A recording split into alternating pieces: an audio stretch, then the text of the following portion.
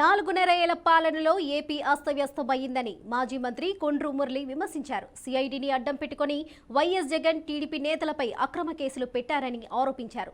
CM Jagan Mohan Reddy ఒక నియంతలా వ్యవహరిస్తున్నారని ధ్వజమెత్తారు. ఇక చంద్రబాబు ఇతర టీడీపీ నేతలపై పెట్టిన కేసుల్లో సిఐడి ఛార్జ్ షీట్ నేటికి ఎందుకు వేయలేకపోయారని ప్రశ్నించారు. 12 లక్షల కోట్ల రూపాయలు అప్పు చేశావు.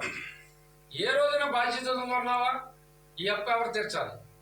అంటే ఈ రాష్ట్రంలో ఉన్న 5 కోట్ల మంది కూడా ఈరోజు నువ్వు చేసిన అప్పును మళ్ళీ తీర్చాలి. దౌర్భాగ్యమైన ముఖ్యమంత్రి ఈ రాష్ట్రానికి రావడం జరిగింది. ఈరోజు మా నాయకుడు చంద్రబాబు నాయుడు గారు కడిగిన ముచ్చల్లో బయటికి రావడం జరిగింది. ప్రపంచం అంతా కూడా ఆయన ఈరోజు గుర్తిస్తుంది.